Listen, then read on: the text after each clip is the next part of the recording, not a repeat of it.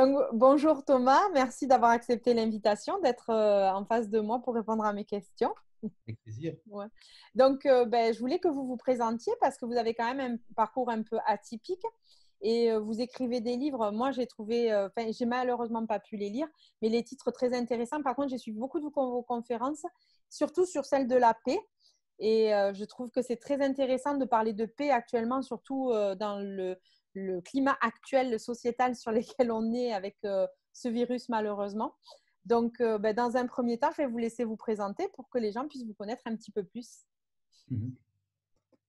Eh bien, je m'appelle Thomas, je vis en Belgique et mon métier consiste à aider les personnes à tenter de trouver davantage de sens dans leur vie, de joie de vivre, d'alignement sur qui ils sont vraiment et de capacité à créer un nous fécond au-delà du je et du tu. Et dans un autre jargon, on appelle ça psychothérapeute ou formateur en relations humaines. C'est Voilà. un second métier que vous avez eu en plus là.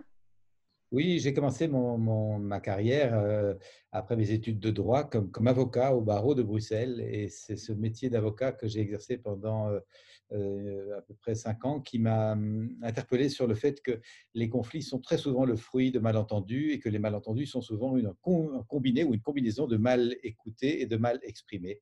Et que si nous apprenions à bien nous exprimer avec clarté sur ce que nous aimerions, sur ce que nous voudrions, plutôt que sur ce que nous ne voulons pas en employant des critiques et des jugements, et si nous apprenions à bien écouter sur ce que l'autre veut, au-delà des critiques et des jugements qu'il emploie, mais quel est son désir, son élan de vie, si nous développions cette capacité à nous dire et à nous entendre mutuellement, eh bien, on éviterait beaucoup, beaucoup de malentendus.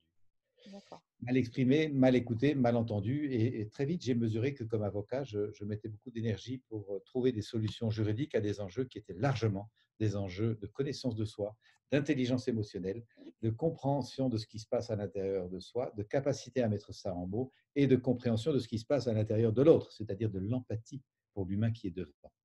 Et que ça, je n'avais pas été formé à ces enjeux-là. J'étais un technicien du droit, mais je n'étais pas formé à la relation humaine. La relation humaine, c'est quelque chose en plus qui est très important de nos jours là. C'est absolument essentiel, c'est la clé du vivre ensemble pardon. Et ce qui est surprenant, c'est que en principe, sauf dans quelques écoles dites à pédagogie nouvelle, la relation est la portion congrue de nos éducations. On n'apprend pas à être en relation, on n'apprend pas à dire son désaccord tranquillement, à écouter le désaccord de l'autre, à accepter le conflit comme étant un événement de la vie et que l'on peut traverser avec sérénité. On n'apprend pas à exprimer ses colères à temps, à la bonne personne et dans la bonne mesure. À force de taire nos colères parce qu'il faut être gentil, etc., finissent par être explosives. C'est la mécanique de la cocotte minute. Et on n'apprend pas à écouter la colère de l'autre pour la comprendre avec empathie. Et donc, la relation, effectivement, nous n'y sommes pas formés. Et ça nous Dommage. pose beaucoup de difficultés dans énormément de métiers. Énormément de métiers, que ce soit évidemment l'enseignement, que ce soit le soin, l'accompagnement des malades, l'écoute, la prononciation d'un diagnostic délicat, la compréhension, l'accueil des familles, l'écoute de la détresse, mais également dans le management, la direction d'équipe, la capacité à faire que chacun soit à sa place, reconnu, encouragé, stimulé. euh, pour ne pas dire évidemment au niveau de nos hommes politiques, la qualité de la relation n'est absolument pas encouragée, ni même recherchée, semble-t-il. Oui, totalement. Vous, votre méthode, du coup, elle consiste en quoi? Comment vous pouvez aider la personne ou aider le groupe, du coup, à apprendre à communiquer et à écouter? J'ai pu observer en m'occupant notamment de gamins de la rue pendant 10 ans en bénévolat. Je me suis occupé de jeunes pris dans beaucoup de violences, de délinquance, de bandes organisées, de deals de drogue, etc. J'ai pu constater que la violence n'est pas l'expression de notre nature. La violence, contrairement à ce que j'avais appris dans quelques cours de psychologie assez vagues que j'ai reçus dans ma formation de juriste, la violence n'est pas l'expression de notre nature. La violence est l'expression de la frustration de notre nature. C'est quand notre nature est profondément frustrée que nous pourrions entrer dans la mécanique de la violence. Quand mon besoin de reconnaissance, d'appartenance, de trouver place n'est pris, de sentir monter en moi. Quand mon besoin d'être écouté, d'être compris, d'être rejoint n'est pas nourri, je peux sentir la frustration et la violence pourrait s'enclencher en moi. Et donc, c'est effectivement une clé que de se dire, mais si chacun de nous apprenait à connaître sa nature, à la comprendre et à se formuler par des mots, on éviterait le passage à l'acte. Et donc, même chose dans l'entreprise où on ne se donne peut-être pas des coups et blessures, mais on s'envoie des mails fielleux, on se juge, on se critique, on se catégorise, on a des croyances sur ce service-là qui est comme ça, puis sur ce service-là qui est comme ça. Beaucoup d'hostilité, beaucoup de rapports de force, beaucoup de rapports de rejet, peut-être même d'extradition ou d'exil de ce qui se passe en macro dans le monde est le reflet de ce qui se passe en micro dans nos petits mondes. Si nous voulons changer dans le macro, nous avons besoin de changer dans le micro. Et donc, ça s'apprend, être dans le respect de soi et dans le respect de l'autre. Personnellement, j'ai eu besoin de l'apprendre, bien que j'avais reçu une bonne éducation généreuse avec des parents aimants et la tradition catho dont on aurait pu espérer quelques clés de, disons, d'humanité. Ben, oui, ça aide, mais ça ne suffit pas à bien se connaître pour se placer au bon endroit. Il y a un travail de connaissance de soi qui devient vraiment, à mes yeux, de santé publique. Oui, actuellement, c'est vraiment quelque chose de très important, hein. Ça permettrait, comme vous l'expliquez, surtout enfin, je pense que la paix, ça s'apprend, ça permettrait de vraiment faire déverrouiller certains conflits, hein, dans tous les domaines en plus de ça. J'ai écrit ce petit livre avec un ami, David Van Rebroek, qui est historien, très apprécié en Belgique, très connu, un grand auteur érudit. J'ai beaucoup d'honneur à avoir écrit avec lui, je suis très honoré. Et nous avons écrit ça peu après les attentats de Paris, Bataclan, les terrasses, et ceux de Bruxelles, le métro et l'aéroport de Bruxelles. Et nous étions sous le choc, c'est-à-dire on ne va pas attendre les prochains attentats sans changer ce qui génère l'arrivée d'attentats. Et qu'est-ce qui fait qu'on arrive à de telles explosions de cocotte minutes, vraiment aussi tragique, c'est que des individus ne se sentent pas à leur place, ne trouvent pas leur place, ne sont pas compris, ne sont pas rejoints, ne savent pas comment mettre leur vitalité, leur puissance au monde de façon constructive, et ils le font de façon affreusement négative. Et j'avais vu ça en m'occupant de gamins de la rue. Le gamin qui n'arrive pas à être reconnu, à se faire comprendre, à trouver sa place, à connaître ses talents, la vie bouillonne en lui et il casse des vitrines, il tague les murs, il agresse les gens dans la rue. C'est un mouvement de vie qui a été empêché, contrarié et qui trouve une voie malheureuse pour s'exprimer. Nous avons donc urgemment besoin d'apprendre à créer des sociétés dans lesquelles tout le monde est inclus, écouté, compris, invité à se comprendre, peut travailler sur soi, peut accueillir sa part d'ombre. Et ça ne figure pas dans nos programmes scolaires, hein. Les parts d'ombre ne sont pas bienvenues. Nos fragilités ne sont pas bienvenues, nos vulnérabilités ne sont pas bienvenues, nos moments d'échec ne sont pas bienvenus. Nous sommes dans un monde de compétition, de rapport de force, de performance, et ça bousille beaucoup, beaucoup de nos contemporains. Nous avons vraiment un changement à faire qui est considérable. Donc, mon petit livre avec David s'appelle « La paix, ça s'apprend ».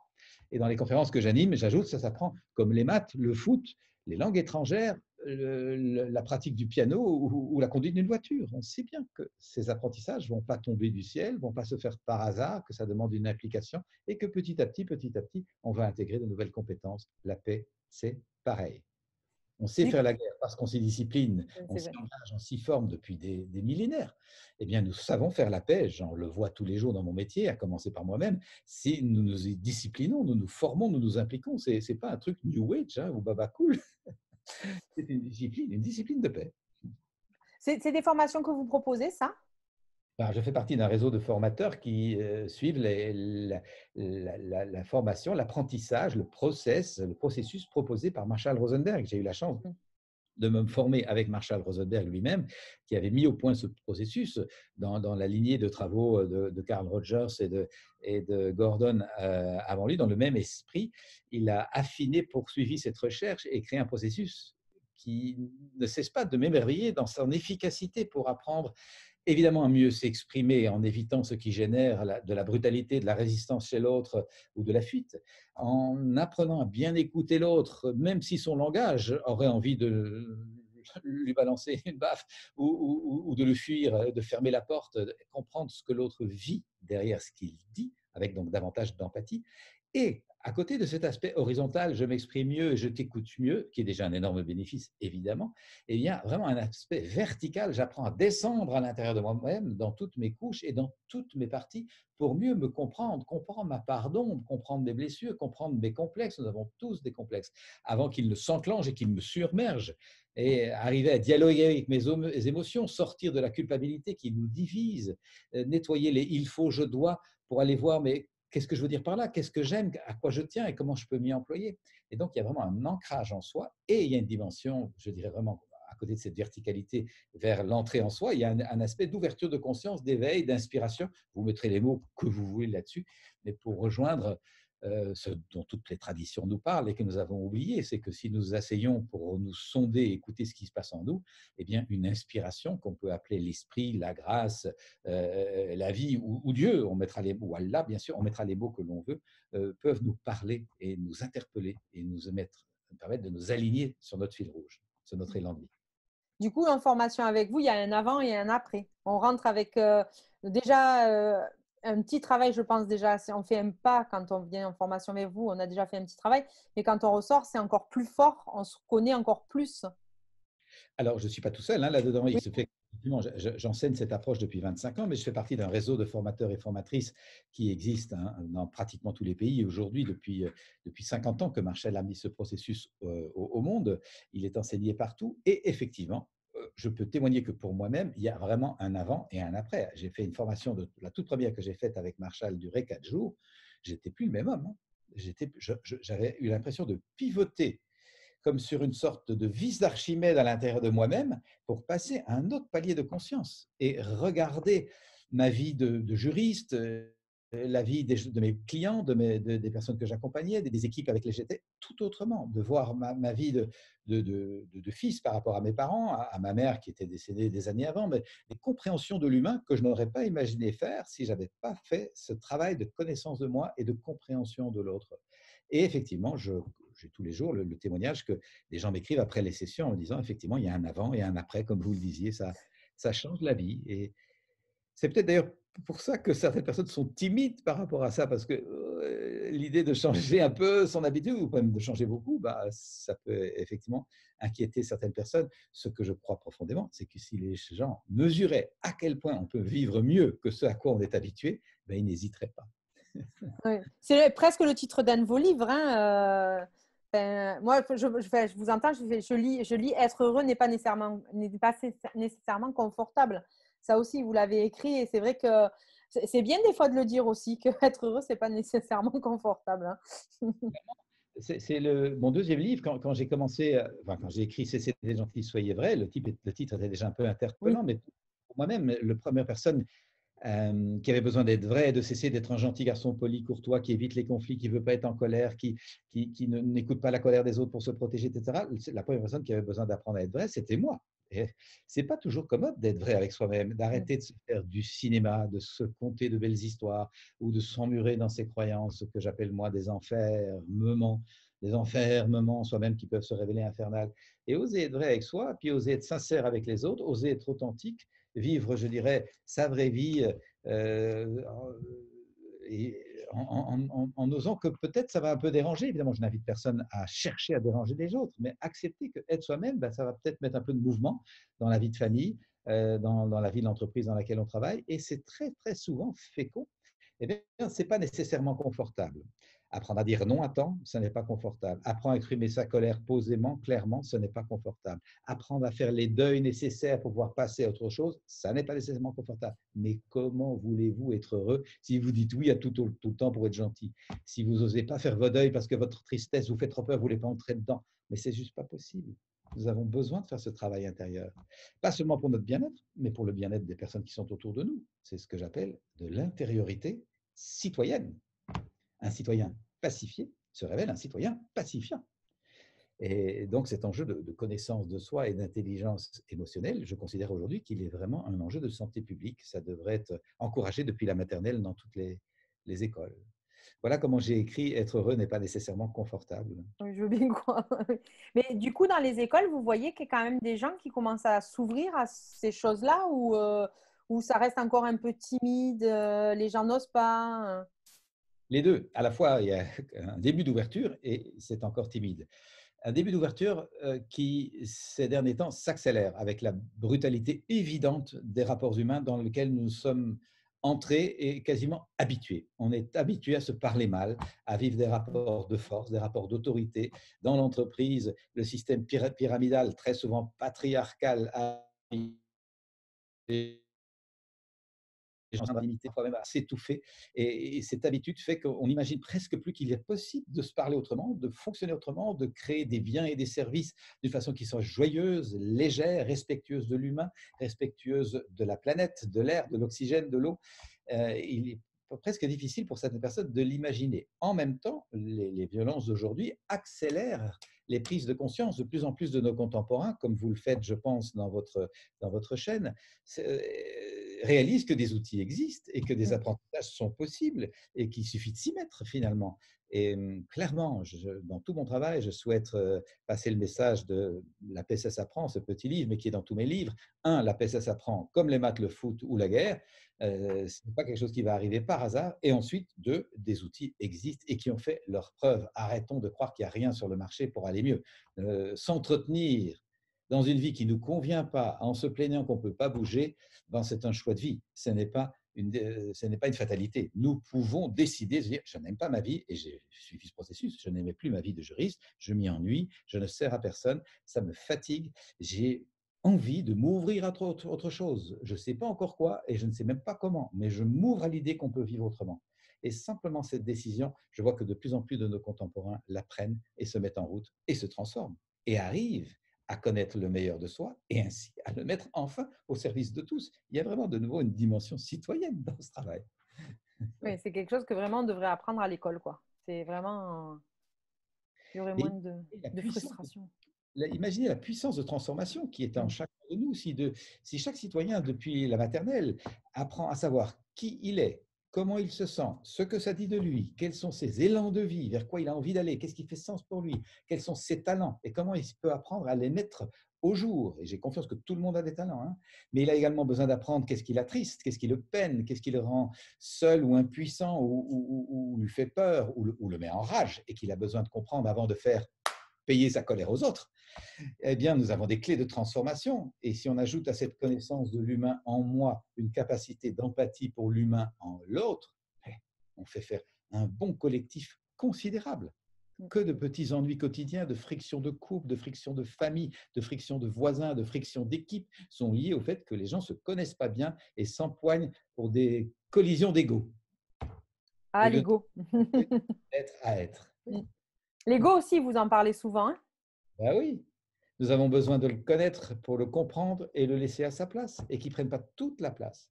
Combien de gens dans l'entreprise, mais dans le système hospitalier aussi, beaucoup de soignants viennent se former à cette approche pour mieux comprendre les systèmes hiérarchiques, combien de dirigeants, de superviseurs sont pris dans l'ego de façon qu'ils ne voient pas et qui fait peser beaucoup de souffrance à ceux qu'ils sont supposés encourager, stimuler et valoriser. Et donc, travailler sur son ego, ça n'est plus du développement personnel, hein, c'est du développement social durable. Vraiment. Oui, oui. Ça devrait être une des priorités, surtout si on veut accéder à des postes de pouvoir, dans lesquels l'ego peut facilement s'enfler et devenir irrespirable. Ouais, c'est pas évident. Ouais. La société actuelle est quand même bien verrouillée pour le moment, même si ça s'ouvre avec tout ce qui se passe actuellement. C'est vrai que c'est assez verrouillé quand même pour le moment, quoi. C'est voilà. Dans, dans mon dernier livre, qui sort le 2 octobre, je parle de grosses programmations qui nous tiennent et qui peuvent servir de mécanismes autobloquants pour nous empêcher d'évoluer tant sur le plan individuel que collectif. Et un de ces mécanismes ou de ces programmations, de ces encodages, si vous voulez, collectifs, c'est de vivre les rapports humains comme des rapports de force. Mhm. Quand tout va bien, tout va bien. Mais dès qu'il y a un différent, dès qu'on n'est pas d'accord, dès qu'il s'agit d'envisager peut-être quand même en conflit, mais ne fût-ce qu'un simple différent, eh bien, ce qui sort, c'est l'argumentation pour avoir raison et convaincre l'autre qu'il a tort. Ce n'est pas qu'on s'assoit pour se comprendre et dire à l'autre, tiens, ta position est très différente de la mienne, mais je souhaite du respect pour ma position, donc j'en ai pour la tienne. On n'est pas d'accord, mais ça ne veut pas dire qu'on ne se respecte pas et qu'on ne s'aime pas. Prenons le temps de réfléchir, on se reparle demain. Ben, ce n'est pas ça qu'on fait, hein. Non. Quand on est différent, on pilonne l'autre d'argumentation pour le convaincre, entendez les deux mots, que nous avons raison.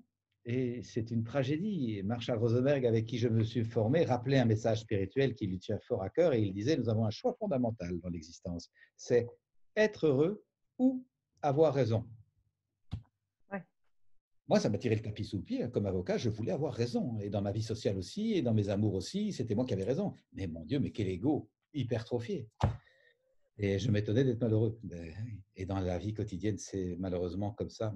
Je ne dis pas qu'on ne peut pas et avoir raison et être heureux, mais l'enjeu de la vie n'est pas d'avoir raison. L'enjeu de la vie, c'est de cohabiter avec joie ensemble, c'est quitte sûr. à ne pas être d'accord et à ne plus mélanger désaccord et désamour. Ce n'est pas parce qu'on est en désaccord qu'on est en désamour. Votre livre a été fait sur le couple du jeu au nous. C'était vraiment un livre pour le couple là aussi. Alors, pas uniquement pour le couple, c'est Pas que du pour jeu le. de façon très collective. Mm. Je le disais tout à l'heure, le citoyen qui est pacifié devient un citoyen pacifiant, donc au Oui. milieu de communauté qu'il connaît, qu'il traverse, qu'il rencontre. Et ça, c'est le fruit de, c'est pas un vœu pieux, hein, c'est pas de l'angélisme dans mon esprit, c'est que je le vois depuis 25 ans dans mon travail. Les gens qui apprennent à se connaître, à connaître leur ego, à remettre l'ego à sa place, à gérer leurs émotions, à développer de l'empathie pour l'humain dedans et avoir de la douceur pour cet humain-là, eh bien, inévitablement, cette douceur pour cet humain intérieur rejaillit sur l'humain extérieur. Je respecte l'humain dedans, je respecte l'humain devant. J'ai de l'empathie pour l'humain dedans, eh bien, j'ai de l'empathie pour l'humain devant. Et c'est un immense bénéfice, évidemment. Et c'est ce qui manque considérablement, dans mon expérience en tout cas, et dans celle notamment des soignants que j'accompagne dans cette connaissance de soi, c'est la capacité d'empathie. Empathie pour soi, empathie pour l'autre. Et ça s'apprend, ça se muscle, ça se jardine, si je puis dire. C'est vrai que nous, les soignants, souvent, on pense plus aux autres que ce qu'on pense en nous. Et en définitive, on finit par s'épuiser, quoi. C'est vrai que pour ça, c'est compliqué parce qu'on ne nous l'apprend pas, en fait, à l'école, aux écoles, ni de médecine, ni d'infirmière, ni d'aide-soignante, ni d'auxiliaire de vie, quoi, hein. C'est. C'est tout à fait ça. Et c'est un grand risque. Dans mon expérience, beaucoup de soignants, d'accompagnants sont au bord du burn-out parce qu'ils sont engagés dans ce métier par idéal de vie, par altruisme, par goût de prendre soin, qui est extrêmement précieux. Bien sûr, ça fait partie de nos besoins, prendre soin, contribuer au bien-être des autres. Et cependant, le risque, c'est d'avoir oublié de prendre soin de la première part d'humanité dont nous avons la charge, qui est nous. Mm. Et donc, de connaître ses rythmes, connaître ses priorités pour pouvoir gérer sa vie en se maintenant en vie de façon saine, heureuse, joyeuse, puissante, en sorte de pouvoir apporter une aide qui est du même ordre, joyeuse, puissante et stimulante. Mm. Ça, c'est vrai, c'est vrai. Par contre, vous parlez beaucoup de colère. Et c'est vrai qu'on entend beaucoup de personnes dire: Oh, la colère, faut pas en parler, c'est pas bien. La colère, faut surtout bien la garder à l'intérieur, faut pas la faire sortir. Vous, au contraire, quand vous parlez de la colère, ce que j'ai entendu, c'est que justement, vous expliquez qu'il faut la connaître pour justement bien pas la garder en nous, mais pour pouvoir bien l'exprimer, quoi. Bien sûr, comment voulez-vous avoir la maîtrise de quelque chose qui est très très puissant en vous et que vous ne voulez pas voir? Tôt ou tard, ça vous submerge. Oui, C'est vraiment la cocotte minute qui explose. Et le risque dans les éducations gentilles, je ne t'aime pas quand tu es en colère, va dans ta chambre, on entend ça depuis l'enfance, parfois à l'école encore, on ne se met pas en colère, tu es en retenue, et au travail, on ne se met pas en colère, sinon le patron ou les collègues ne vont pas m'aimer. Et dans la vie sociale, si je me montre en colère, je vais pas m'aimer, donc on va pas m'aimer, donc j'achète la paix en faisant semblant que tout va bien, etc. Eh bien, tous ces conditionnements font qu'il y a beaucoup de couvercles sur la cocotte minute. Je rentre ma colère, je rentre mes désaccords, je dis oui alors que je pense non, je fais semblant que tout va bien alors que je suis profondément triste, peut-être même au bord du désespoir. Tout ce masque, tout ce jeu, toute cette mascarade, ben, tôt ou tard, la cocotte, elle n'est pas statique, elle est sur le feu du temps qui chauffe et paf, ça pète en explosion de violence dont je parlais tout à l'heure en disant la violence n'est pas l'expression de notre nature, mais de l'accumulation de frustration sur notre nature qui, justement, tôt ou tard explose, ou alors la cocotte implose. Pouf. Elle implose dans la dépression, dans le burn-out et dans toutes sortes de maladies. Je pense que comme soignant, vous êtes consciente évidemment de l'impact de toutes sortes d'émotions refoulées, retenues, et l'impact somatique euh, qui s'en dégage et que beaucoup de médecins, de médecine reconnaissent aujourd'hui. oui, ça commence tout doucement, oui. Comme quoi Comment les émotions sont siège de maladie, ça commence à être reconnu, oui. c'est ça. Ce n'est pas évidemment juste une émotion, mais c'est un complexe de Non. paramètres qui font que, souvent activés par une forte émotion difficile à vivre, eh bien, tout ça s'enclenche et génère des déséquilibres. Mm. Nous avons donc besoin d'apprendre à rester équilibré, à rester centré, et particulièrement si l'on est dans un métier de soins ou d'enseignement, d'avoir des clés de pacification, des clés de ressourcement, des clés de vie intérieure nourrissantes et inspirantes. Parce que comment être inspirant, par exemple, quand on est enseignant, si on n'est pas soi-même inspiré, ça nous demande de requalifier régulièrement qu'est-ce qui m'inspire, pourquoi je fais ça, quel est le sens de ma vie. Et ça, c'est le thème de mon dernier livre qui sort là en octobre, notre façon d'adulte, c'est le sens et vie devant les moments chaotiques que notre société traverse et la perte de repères et donc beaucoup d'incohérences et d'incertitudes. Est-ce que nos jeunes ont des repères sécurisants, inspirants? Est-ce que ce ne serait quand même pas à nous, adultes, d'aller travailler un petit peu ce qui fait sens pour nous, ce qui nous fait envie, ce à quoi nous tenons profondément, pour pouvoir traverser les intempéries? Aucun angélisme dans ce que je dis, il y a des intempéries, mais les traverser avec davantage de confiance, notamment de confiance dans l'extraordinaire capacité de résilience de la vie, capacité de guérison qui est en nous, même si nous avons pu euh, être atteints par des difficultés. Et c'est vraiment donc une invitation pour nous adultes à chercher une vie qui ait du sens et qui se dégage des automatismes, des fonctionnements robotisés, au fond. Les jeunes d'aujourd'hui demandent du sens. J'en rencontre beaucoup. Ils veulent une vie sensée, une vie vivante, une vie qui leur parle, pas juste une reproduction systématique d'un modèle obsolète. Du coup, si les gens veulent vous retrouver, Thomas, ils peuvent vous retrouver où? Ben, je les encourage à retrouver le mouvement de la communication non violente à travers le monde, pas juste moi, parce que je ne pourrais pas accueillir tout le monde pour Non, ça. ça c'est sûr. Il y a beaucoup de formateurs, formatrices extrêmement compétents qui enseignent cette approche. Et si jamais ils sont touchés par le propos que nous échangeons, vous et moi, je leur propose éventuellement de lire un livre. Bien sûr, c'est l'occasion d'approfondir. Toutefois, les livres informent et seule la pratique transforme. Si vous lisez un livre, vous voyez comment ça marche, mais c'est comme si vous lisiez un livre sur une partie de tennis ou la natation, vous comprenez, mais pour pouvoir apprendre à nager ou jouer au tennis, il vaut mieux aller sur le terrain et faire ces exercices. Et donc, je les encourage à taper communication non violente là où ils sont et aller voir les associations locales, les programmes locaux et aller suivre quelques jours. Quelques jours de cette pratique peuvent vraiment nous éveiller à regarder les choses tout autrement. Oui, oui. Et vous proposez quand même des programmes, quand même, si les gens veulent. Je suis formateur et une partie de mon temps est consacrée à donner des formations à des groupes, principalement en Belgique, mais à l'occasion en France, une fois par an, je donne une formation pour un grand groupe, à peu près 80 à 90 personnes, à l'abbaye de Saint-Antoine, dans l'Isère. Euh, et, et bon, il y a toujours beaucoup de monde parce que c'est une occasion de pratiquer dans un bel endroit et à des conditions relativement favorables pour les voilà. Et des formations en ligne? Pardon? Des formations en ligne, ça va se mettre en place peut-être aussi, non? Ben, j'en ai enregistré une il y a à peu près un an et on a utilisé le moment du confinement pour la faire connaître et la Ah, diffuser. Avec beaucoup de succès. Donc, c'est une petite association créée par un ami qui s'appelle, l'association s'appelle En Développement. Ça figure sur mon site. Mon site, c'est mon nom, thomaslansambourg.com. Et celles et ceux qui seraient intéressés à suivre une formation en ligne peuvent aller voir ce qu'a enregistré En Développement, qui est une formation de 3 jours qui est donnée en ligne et qui permet de faire des exercices, de travailler sur soi. Et nous avons le projet de faire un module d'approfondissement pour poursuivre sur ce thème. Et sans doute que tant que les restrictions de circulation, etc., sont là, je vais à un moment continuer comme ça avant de pouvoir reprendre plus de formations en en présent. live. Oui. C'est vrai que ça change beaucoup de choses quand même, hein, ça remet les choses en vitesse. Il y a des fois, on avait laissé des choses de côté et en définitive, ben, ça nous permet de les mettre en avant plus vite que ce qu'on pensait. C'est ça, effectivement. Mm.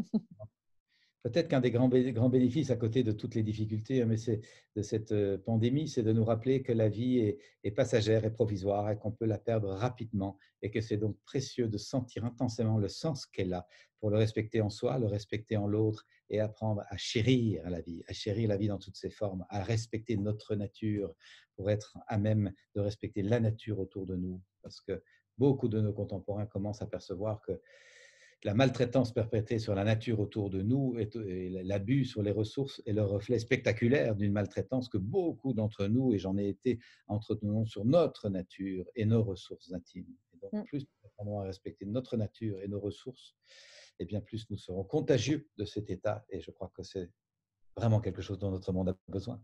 C'est sûr. Bon, ça pourrait être le mot de la fin là. Ben, merci beaucoup, Thomas.